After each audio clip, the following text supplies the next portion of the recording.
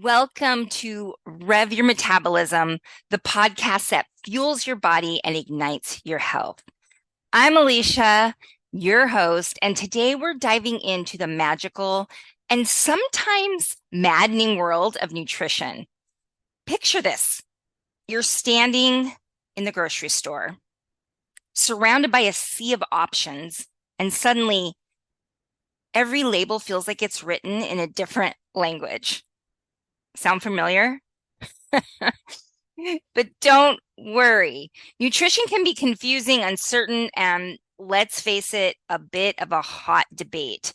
But in this episode, we're going on a fun and enlightening journey to uncover the 5 principles of nutrition that science has almost unanimously agreed upon. And you're going to want to stick around because at the end, I'm sharing one more principle that's my personal secret weapon, tested and proven time and time again. Buckle up because it's going to be a fascinating ride. Welcome to REV Your Metabolism with Alicia Murphy. I'm Alicia, your host, creator of Stress Monkey Fitness, the REV method, and your go-to health coach for being super fit and unstoppable after 40. With 15 years of rocking the fitness and nutrition industry, plus overseeing the wellness program for a major shoe company, I'm here to share my knowledge with you. Are you ready to join me on an exciting journey to restore your metabolism, boost your health, and turn back the aging clock? On this podcast, we'll unlock the secrets to boundless energy, burning more fat naturally, and feeling confident in your own skin. Get ready to soak up simple yet powerful strategies that will transform your health and fitness game. These tips will be a game changer, so hang on to your hats and glasses. And do not forget to hit that follow button so you won't miss any of our amazing tips and tricks.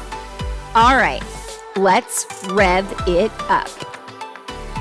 Hello. Okay, so today we're going to talk about science-backed nutrition principles that can be very transformative for many people. But before we get started, before I reveal these amazing things that we're going to talk about today, you know the deal. You got to go put on your favorite shoesies, get out there, get in some steps. We're going to walk and we're going to talk as I uncover this very, very important information for you today. As I mentioned in the intro, we're going to go over 5 principles, and then I'm going to give you a bonus principle that I use in my own with my own clients that works really well. I want to talk now about 5 universal principles of good nutrition. Here we go. You ready? Principle number 1, weight loss and weight gain come down to one equation. I'm going to say this, and then I'm going to say a but. Okay. Everyone knows this one or have heard this one, but there's different theories on it. It's the energy balance equation, also known as calories in, calories out, or CICO for short. It goes like this. Energy in minus energy out equals changes in body stores. But here's where I want to stop. Sweet Rever. Is this true? Yes, this is 100% true. Energy in, energy out equals changes in body stores. But notice what that says. Changes in body stores.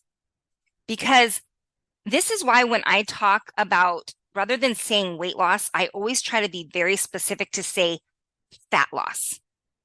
Because if your goal is just to drop weight, then yeah, it's all going to boil down to calories in versus calories out. However, where that weight comes from really matters. If you're losing weight, but it's in the form of lean muscle mass, then you're essentially making it so that your body can wants to run off of less calories, which means you have to eat less, it's going to mean that you've slowed down your metabolism. It's also just bad for your overall health to lose lean muscle. So that's why, yes, is it true that calories in versus calories out is all that matters for weight loss? Yeah. But again, it's not so black and white as that, because we want to lose fat. We do not want to lose muscle. So in other words, when we look at this equation, when you take in more energy or calories, just know when I say energy, I'm talking about calories. When you take in more energy than you burn, you gain weight. When you take in less energy than you burn, you lose weight.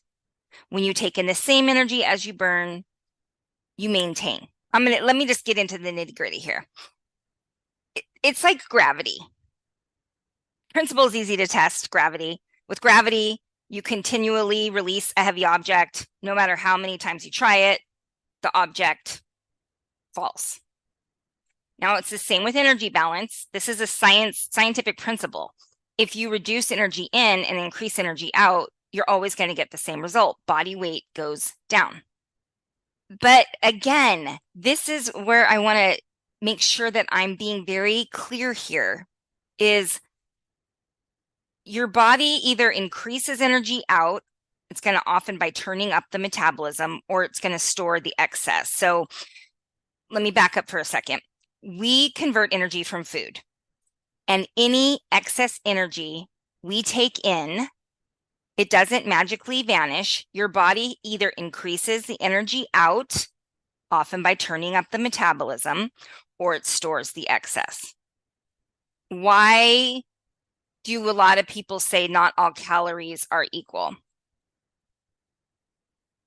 Again, it comes down to your goal, but I don't know many people who are like, I really want to lose muscle mass. Many complex factors influence calories in and calories out. So let me see if I can make this a little bit clearer. Calories in versus calories out, yes, it is true. But what you should be focusing on more than that, what's more important, is the factors that influence the calories in versus calories out. Your brain especially can turn up or turn down metabolism. And that has a massive influence on calories out.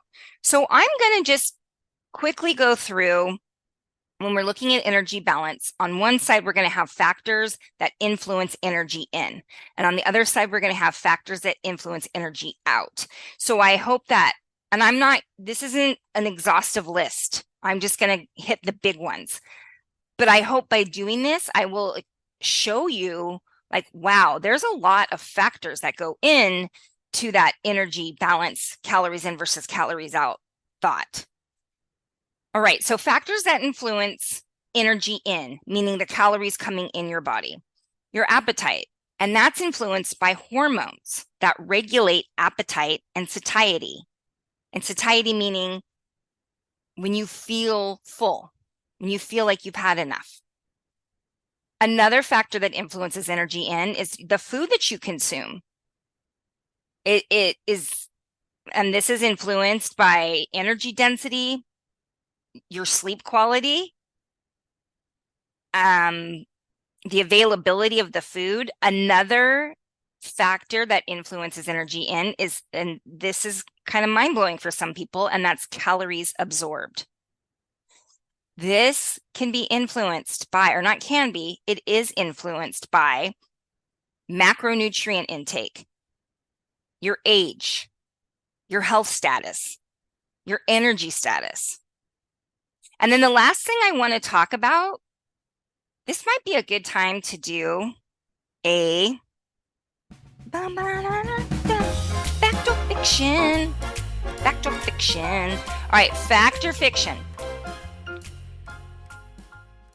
Psychological factors can influence energy in.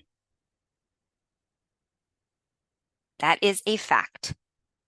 And what I mean by psychological factors is factors that influence calories in are going to be stress levels, perceived control, self-esteem, sleep quality.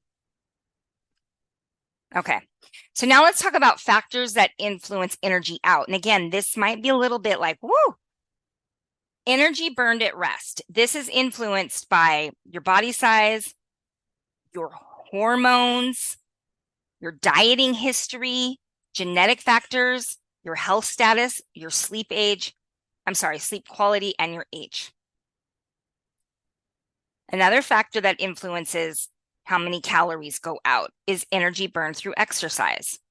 So this is influenced by intensity, duration, frequency, type, environment, as well as hormones and sleep quality. I hope you're starting to see a common thread running through here. Hormones and sleep quality. Another factor, energy burned by non-exercise activity. That's just moving throughout the day, walking to your car, washing the dishes, taking out the trash. This is influenced by, same thing, health status, energy status, stress levels, hormonal status, genetic factors. And then the last thing I want to talk about here, another factor that influences energy out, is energy burned by metabolizing food. So this is influenced by the macronutrient makeup and how processed the food is. So stop right here for a second. I want you to make sure that you understand what I'm saying. Energy burned by metabolizing food. It's influenced by the macronutrient makeup because we've talked about this before. Should we do another fact or fiction right here? You want to? Because you should know the answer to this. Easy peasy lemon squeezy. All right. Fact or fiction. The thermic effect of food refers to the calories that are burned in order for the body to process, digest, metabolize your food. That's a fact. That's right. I know you got it right. So the thermic effect of food means when we eat food, your body has to use energy, meaning calories, in order to process that food, to metabolize the food, to digest the food. Protein has the highest thermic effect of food. So when we're talking about that, the calories that are going out is influenced by our macronutrient makeup, this is because how much protein is in the food you ate. That's gonna impact how many calories are getting burned. And then the second part, how processed the food is. If your food is overly processed, a lot of the times, your body does not really know what to do with a lot of that junk. So it's going to have a very different impact than if you're eating whole foods that are full of nutrients that the body needs. You're going to be able to use more of those calories. So there's going to be a greater calorie out. Last thing I'm going to talk about here. To better understand energy balance, I want to circle back to the law of gravity. Now, the law of gravity, this basic equation applies to every object, dropped from every height. But a lot of factors affect it, like air resistance. So at the end of the day, yes, calories in versus calories out is true. However, you've got to take into account the complex factors that affect that equation.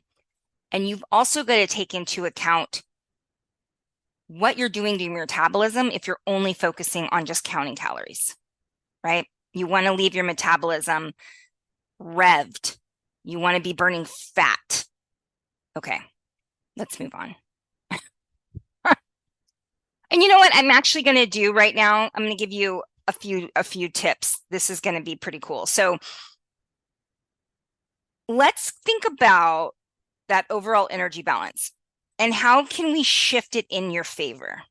So if you want to reduce your calories in, let me give you a few tips. So again, we're thinking of this this balance equation, right? Calories in over here, calories out over there. So if you want to reduce your calories that are coming in, here's some tips. You ready? I hope you're listening because this is a good one. Consume more fiber-rich vegetables to reduce the number of calories your body absorbs. Yeah, I know. It's pretty rad, right? Consume more fiber-rich vegetables to reduce the amount of calories your body absorbs. Because guess what? Your body does not absorb calories from fiber. Why didn't I make that a fact or fiction? That was a good one. Another tip to reduce calories in is consume more protein to reduce your appetite and therefore overall energy intake. Another tip is eat slowly. This is really important. Eat slowly so you can tune into hunger and fullness signals. Stop eating when you're satisfied, not stuffed. And I'm going to come back to this because this is a major, major tip. This is a behavior change. It works really well. Another way to reduce calories in is use hand portions to guide you how much to eat. So try to get that portion control down pat. And then finally, get enough sleep because it's going to reduce your hunger and your cravings for sweets and junky junk. All right, now let's talk about how to increase calories out. Well, yeah, you can do cardio. Cardio is a great way to burn calories. I wouldn't put it at the top of my list if there's a whole episode that I did talking about how to prioritize your workouts if your goal is fat loss. Cardio is great at burning calories, but I would suggest two things before that. Number one is increase your daily activity, just movement. Take the stairs, park farther from the store, wherever you're going. Use an activity tracker, a fitness tracker to nudge you to take more steps. Try to get that 10,000 steps a day because that has a major impact on how many calories you burn each day. And the next thing I'm going to say is add strength training to build more lean muscle, boost overall metabolism, and burn more calories. Boom. Then once you're doing those two things, okay, now if you want to do the cardio, that's fine. But do daily movement first and the strength training, those two. Boost your protein intake to increase that thermic effect that we talked about when you're digesting the food. And here's a big one, and people know this, but I'm telling you, it's a rarity that people actually do this, is you need to get good sleep and you need to give that Zen monkey some love, meaning stress management. Really important for a healthy metabolism, those two things. And when I talk about it to people and they're like, oh yeah, I know stress, but but are you doing anything about it? Right? Okay, let's move on. Because I'm not going to spend that much time on these other things, but I feel like when I'm scrolling social media, that's what I see coming up a lot is it's all about calories in versus calories out. And then other people, no, it's all about your macronutrients. It's all about what you eat. So in a way, they're both right. However, it's not as simple as saying lower your calories and that is your only approach if you want to lose weight, because again, it can have a massive backlash if you're not focusing on losing fat specifically rather than losing weight. All right, moving on. Principle number 2. Protein is the most important macronutrient to get right. Why? 2 reasons. I already mentioned one, but let's get into this. Reason number 1 is it helps you eat less without feeling so hungry. Research consistently shows that protein helps you feel full longer. So as a result, you lose weight because you eat less. And that's in part because it takes longer for the body to break down protein than carbs or fat. But protein also stimulates the release of satiety hormones in the gut. So when you eat protein, you naturally tend to eat less. And it makes a big difference. Doubling your protein intake could help you spontaneously consume 400 fewer less calories a day. And let's compare that to ice cream, because that's about roughly the number of calories in 1.5 cups of ice cream. So yeah, that's pretty flipping cool. And I like to tell people, when are trying to dial in your nutrition, rather than being so overwhelmed by, I've got to have this many, I need this many calories, this much protein, this much carbs, this much fat. This is what I say. Just focus on getting the right amount of protein. If you can just do that, for most people, you're going to see some significant results. And since we're talking about protein, let's do another fact or fiction. Let's talk about how much protein that you need. And again, I would say just focus on this for a while. Fact or fiction? The amount of protein that you should take in per day is about 50 grams per day. All right. I mean, that was kind of a lame one. That's obviously fiction because, first of all, it depends on how much you weigh, what your goal is, a bunch of things. But this is my general rule of thumb. What do you want to weigh? What is your ideal body weight? Let's say that is 150 pounds. Then I recommend you eat 150 grams of protein per day. So whatever your ideal weight is, that's how many grams of protein I recommend that you aim for. If you're nowhere near that, right? If you're like, I'm probably, I mean, it'd be kind of cool just to track what you're eating in a normal day, just to see where you're at right now. But if you tell me, oh, I'm eating like 60 grams of protein per day, just try to start for at least 100 grams of protein per day. Okay. There goes a puppy dog. If you're watching this on YouTube, you can see the pup in the background. All right. Reason number 2 that protein is the most important macronutrient to get right is that protein makes it easier to build and maintain lean muscle. Without adequate protein, our bodies just can't function well. Remember that protein is sometimes referred to as our body's building blocks. And protein is made up of amino acids. And we need these amino acids to produce important molecules like enzymes, hormones, neurotransmitters, antibodies. So when we don't have enough protein, our bodies plunder it from elsewhere, like our muscles, resulting in muscle loss. And this is especially true if we're eating fewer calories than we're burning. So again, back to the calories in versus calories out. You don't want, if you're not eating enough protein and you're lifting weights and you're hoping or doing some type of resistance training, your body might have to tap into some of that precious muscle that you have to use it to get those amino acids. And that is no bueno. Now, on the flip side, a high protein diet seems to maximize muscle protein synthesis, which should lead to more muscle gain for people who are strength training and consuming enough calories. Protein synthesis, very oversimplified way to say it, it's how your body basically takes protein and turns it into muscle. So this is probably one of the reasons high protein diets are better for improving body composition, meaning the shape of your body, than normal diets or low protein diets. Check this out. A review of 38 studies found that for people who are out of shape, consuming extra protein won't magically build muscle. But people who are really being consistent with doing some strength training workouts, getting in that resistance training, eating more protein seems to boost their results, helping them to get that lean muscle that they're wanting. So what does this mean for you? The right amount of protein, again, it's going to vary for each person. Obviously, if you're taking a bodybuilder who's getting ready for a competition, the bodybuilder is going to be eating like 50 grams of protein at each meal, like 6 meals a day.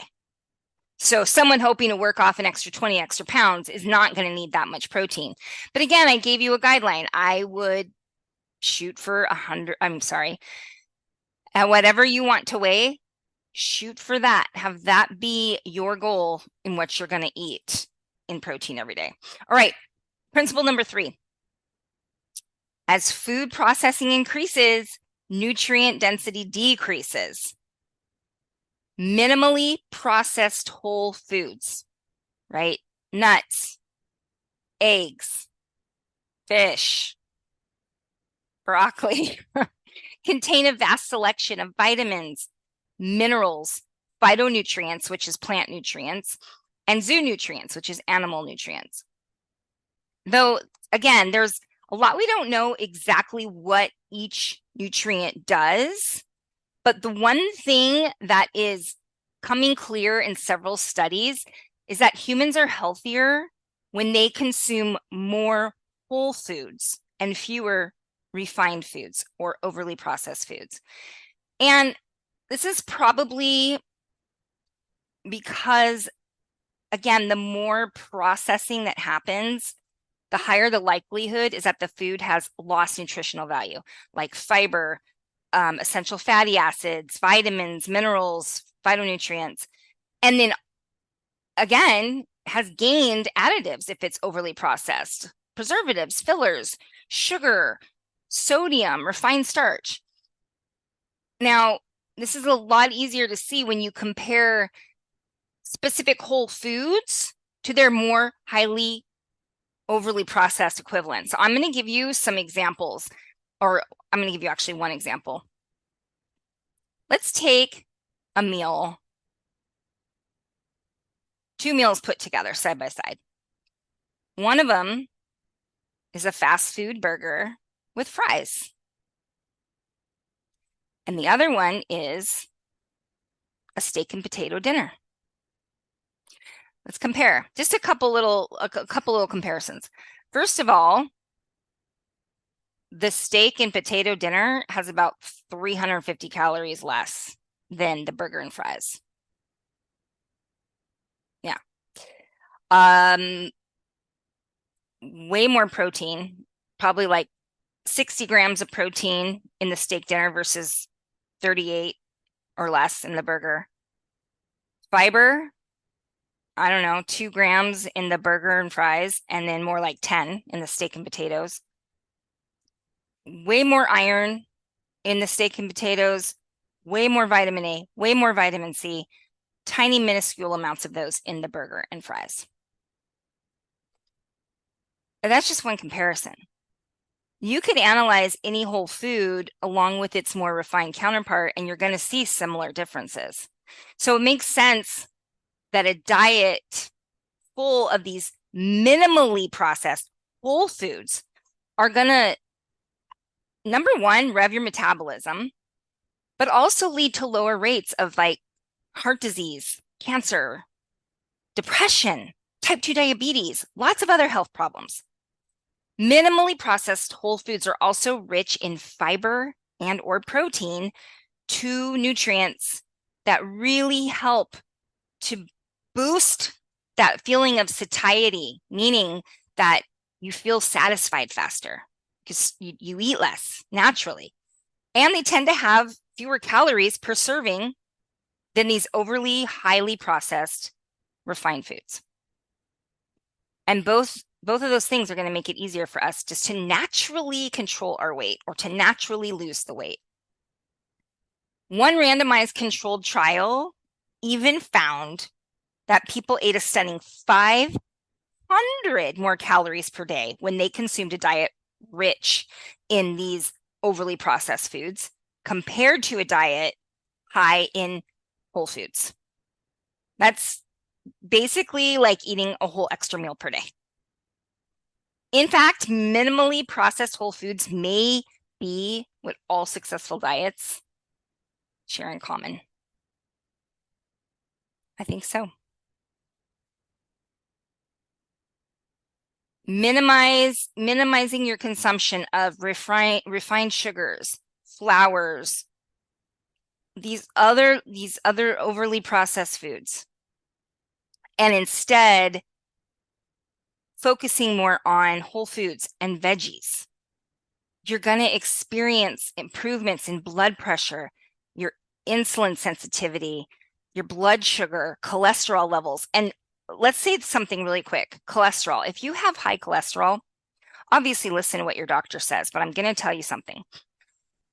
A lot of times, if you just start to focus on eating more fiber-rich foods, it's going to help your cholesterol.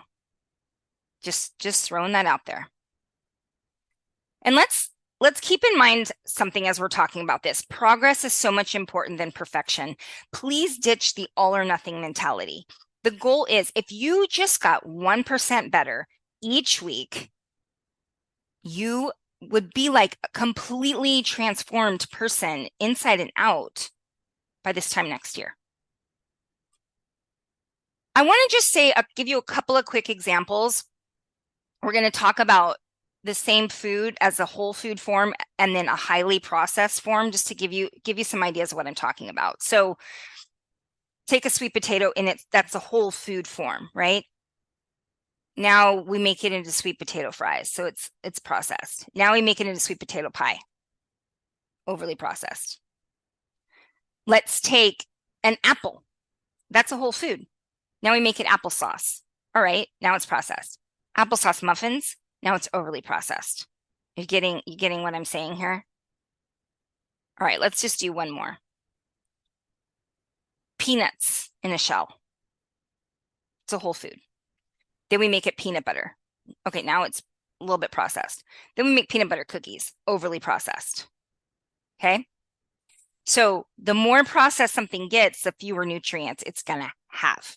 And as we talked before, that is going to impact the calories out part of that equation. When your body has less nutrients, you're eating all these overly processed foods, you're messing up that energy balance.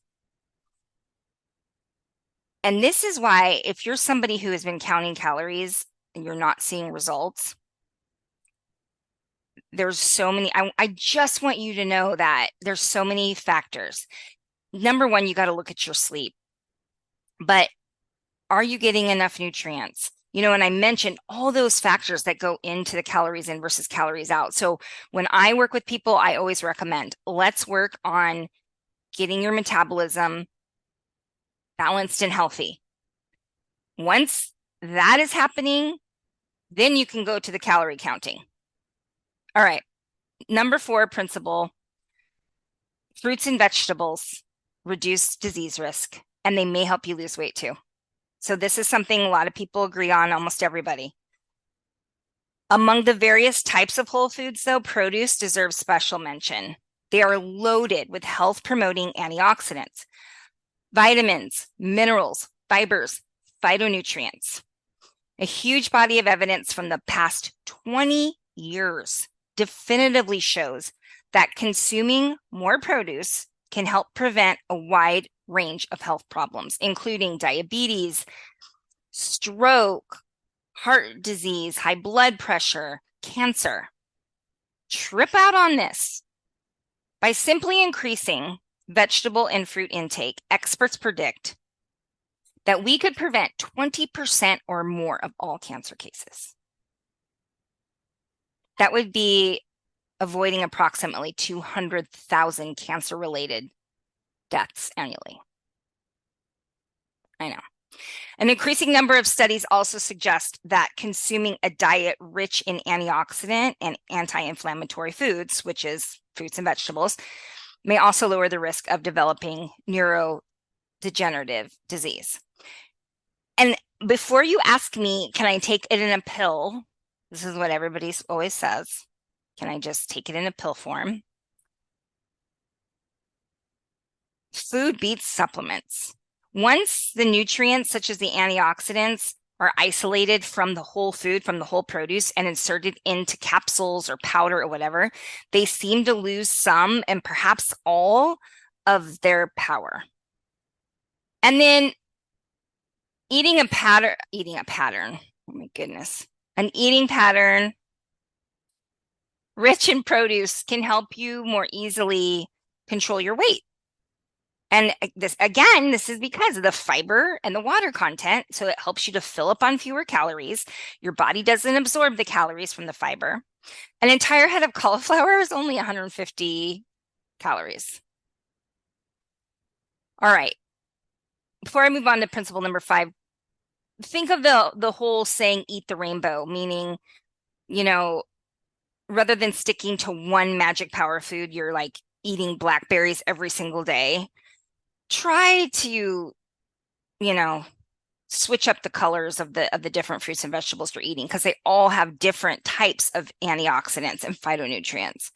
All right, number 5 is sleep affects what you eat as well as your overall health. I need you to stop and listen to this, because I think this is a problem for so many people.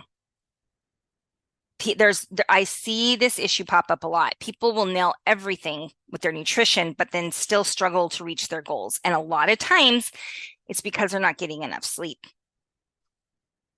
And then once they start to prioritize their sleep and the sleep quality, they start to see results. So what's the connection?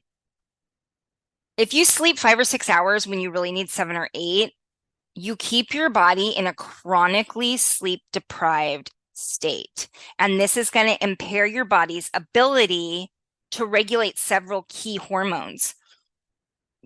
2 specifically, ghrelin levels rise, and that's going to trigger hunger. Leptin levels fall, so it takes longer to feel full. Sometimes if you feel like you're tired and you have this, like you just want to have a sneaky snack at all the time, that's the result of not getting enough sleep. You can't keep yourself away from the cookies. It's like you can't get satisfied with your food. You keep having these cravings. By not getting enough sleep, you're just hungrier and you crave more sweets than you normally otherwise would. You're also tired, so you're going to exercise and move less. Bottom line, sleep-deprived people tend to eat at least 300 more daily calories than people who get enough sleep. And in addition to interfering with your weight loss goals, lack of sleep is also just horrible for your health. Just one night of sleep deprivation can lead to increased blood pressure the following day. So what does this mean for you? Most of us just aren't sleeping enough. Getting to bed at midnight and getting up at 6, it's not going to cut it.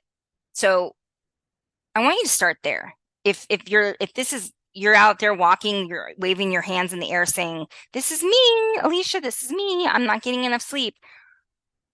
It could be literally the key to your complete transformation and overhaul. And I don't just mean if weight loss is your goal, yes, but I also just mean slowing down aging, energy, better mood. It's everything. Well, let's get into that bonus principle that I was talking about. That's my little secret sauce. Internal appetite regulation. It's game-changing for most people. I know people often rely on calorie counting to guide what and how much they eat. And in some cases, I think it can be helpful, but there is a big downside. So I always recommend, if you want to do it just to kind of get an idea of what you're putting in your body for a week or 2, great. But when people rely solely on these external cues, following strict macros or calorie counts, they tend to lose touch with these natural internal cues that tell them when to eat and when to stop. And while you might assume people need a strict food tracking method to reach their goals, I just haven't found that to be the case. And this is especially true when you learn to listen and respond to your internal sense of hunger and fullness. And again, this is known as internal appetite regulation. But if you could just relax, eat slowly, tune into your thoughts, emotions, bodily sensations, you can make phenomenal progress with this important skill. And I also, another thing that worries me about the calorie counting is I've seen it so many times. People start to get 2 things. They get very obsessive in an unhealthy way about food. And number 2 is that food becomes almost like a math equation. It's not, there's no enjoyment. It's, I eat this, what's in this box, because I put it in my calorie counter. It's very robotic. And I don't think that is a sustainable or healthy way to live. So I highly recommend, it works with a lot of people. Maybe I should that's what we should do, a whole episode on how to do this. Yeah, I think it's a great idea. So again, we talked about today 5 principles that science is science-backed, research-backed. And we talked about how we know that because we're looking at studies that have that 5-factor, hit all the 5 factors. So remember, number 1, yes, it's true. Calories in versus calories out. Yes, that is all about weight loss. But at the end of the day, for most of us, we want to focus on fat loss specifically, not just weight loss. Protein, most important macronutrient to get right. If you're really trying to dial in your nutrition, I want you to start just by focusing on getting enough protein, right? What is your ideal weight? Number 3, we need to be eating more whole foods, less overly processed foods. Very important. Number 4, we're really honing in specifically on fruits and vegetables. And number 5, got to get that sleep. You gots to get that sleep. And then the bonus tip was learn to start to pay attention to internal cues for, are you hungry and have you had enough? Man, thank you for being here with me today. I hope you got a lot out of that episode. And I have a really cool new surprise. Well, I'll just tell you, I'm doing this new quiz coming up soon. I'm almost done with it. It's really, really cool. So next week, I'll tell you more about it. But hey, thanks for being here with me today. I hope you got in a great walk. I love seeing you here. And share this episode, share the love, send it out to your friends. Tell them that, join our little tribe of revers. All right, Rever, have a fantastic day, fantastic week, and I will see you next time. Bye for now.